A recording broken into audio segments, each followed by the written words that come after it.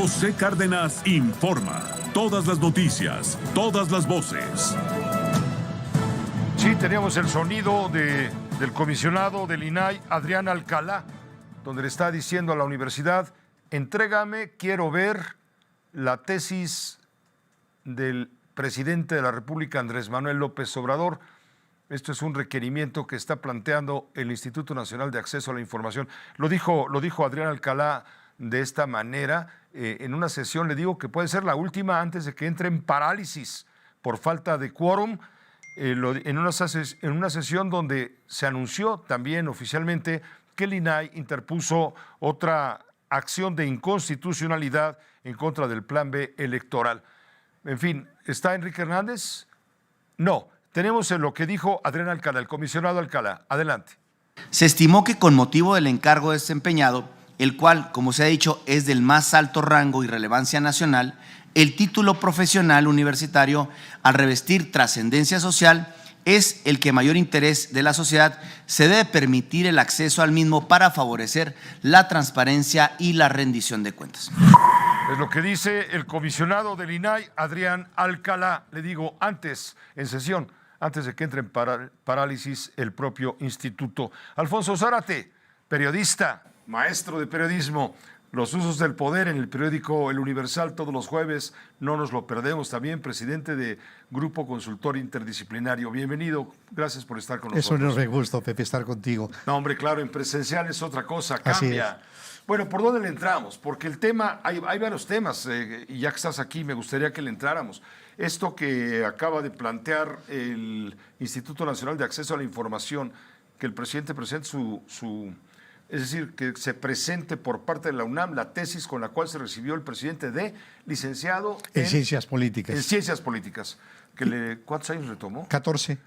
¿Nada más? Para titularse, así es. Sí, yo tengo la impresión, Pepe, de que quizá este resentimiento que transmite el presidente de la República en contra de su alma mater puede tener que ver con el hecho de que a lo largo de todos esos años haya tenido una descalificación de sus propios compañeros. Ya sabemos en las instituciones educativas cómo se les dice a los que pasan los años y no logran avanzar. Se les llama fósiles. Fósiles, sí.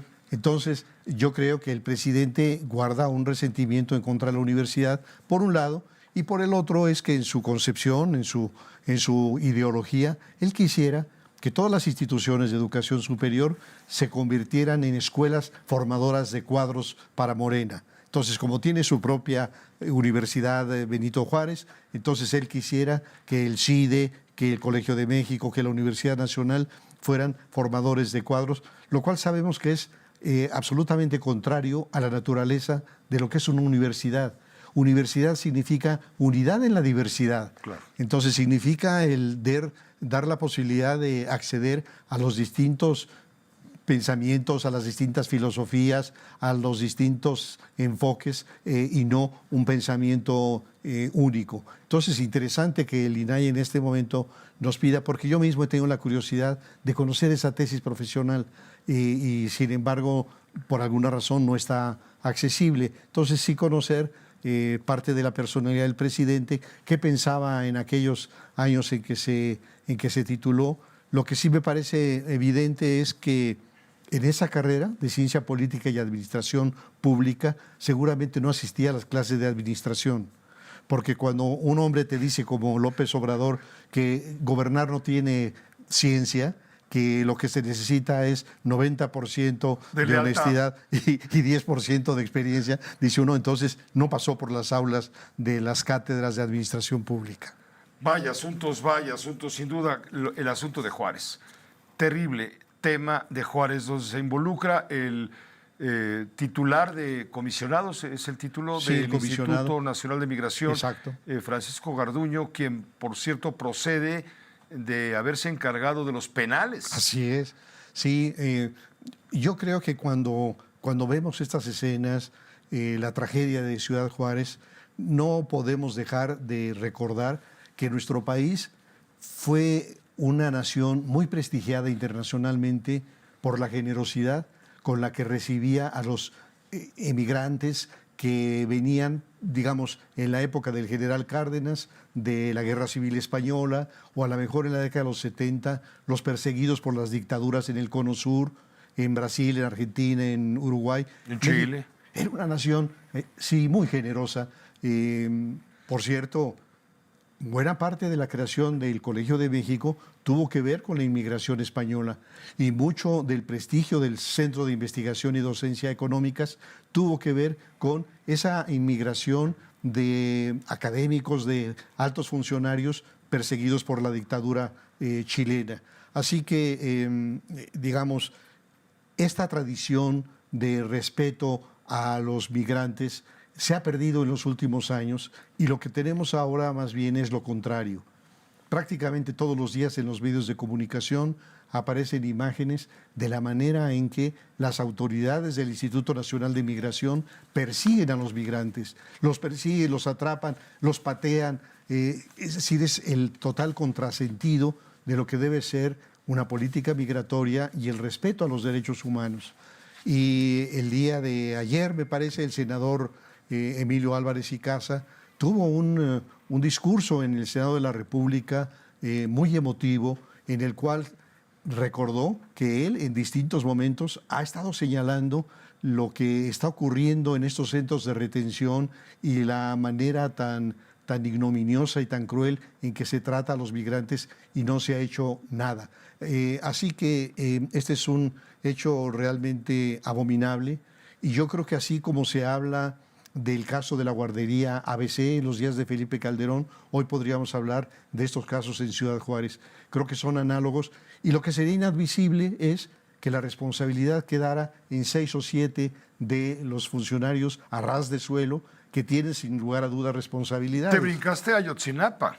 Ayotzinapa, donde claro. también hubo crimen de Estado. Así es, entonces estamos hablando de hechos de una enorme gravedad en donde la impunidad tiene que ver con estas redes de protección. ¿Qué dice el presidente de Garduño? Dice que es un hombre honesto, que es un hombre íntegro, que lo conoce de mucho tiempo. Lo mismo dice de Ignacio Valle, cuando estamos viendo la dimensión del fraude en Segalmex. Entonces, no, presidente, no basta con que usted tenga la opinión de un hombre íntegro, de un hombre honesto. La responsabilidad es muy grave porque detrás de lo que ocurre en Ciudad Juárez está el enfoque sistémico con el cual se está tratando a la migración. Es decir, esto se reproduce en muchos otros espacios. Yo escuchaba esta mañana a Ciro entrevistando a Sandra Romandía acerca de un reportaje que hicieron mx.com del centro de retención en Iztapalapa, también en condiciones ignominiosas. Entonces, el gran tema es que no se trata de un hecho particular, sino que ese hecho particular nos prende focos de lo que es un enfoque sistémico que desde luego se adelantó con la salida del comisionado Guillén. Cuando Guillén decide no estar más es porque seguramente... Tonatiuh Guillén, el doctor Guillén, con quien hablamos el otro día, por cierto. Sí, yo creo que él intuyó que lo que venía era un cambio dramático. Una y dijo, bomba de tiempo yo no que quiero ya estar estalló. en esto. Sí. Y un asunto que no tiene remedio, y todo esto por presión de Estados Unidos. Hoy le preguntaron a un vocero, portavoz de la Casa Blanca, hay varios voceros, uno de ellos, John Kirby, le preguntaron si él percibía responsabilidad del gobierno de Estados Unidos al presionar al de México para convertirse en el policía para evitar el tránsito de los mexicanos hacia, bueno, los mexicanos, los centroamericanos, venezolanos, nicaragüenses, haitianos, cubanos, para irse a Estados Unidos. Esto fue lo que dijo John Kirby. Te lo pongo de una vez. ¿El Ejecutivo siente algún tipo de responsabilidad por las circunstancias que llevaron a la muerte de los migrantes? En cuanto a la pregunta que se ha hecho sobre la culpa, la respuesta es corta: no. Simplemente dice no tenemos responsabilidad. Es lo que dice Estados Unidos en la Casa Blanca. Y seguramente la tienen. Y aquí hay otra de las interrogantes respecto a la psique del presidente López Obrador. A mí me parece muy difícil de comprender por qué cuando el presidente ha tenido una relación con un hombre prepotente, como es el caso de Donald Trump, que como él mismo lo ha referido, y lo han referido también Mike Pompeo y su yerno, que han doblado al presidente López Obrador y que han doblado a Marcelo Ebrard frente a ese presidente agresivo, antimexicano, que ha hablado de los mexicanos, asesinos, violadores, etcétera. La postura del presidente mexicano es de amistad y inclusive ha ido a Washington para agradecerle el buen trato que le tiene a México.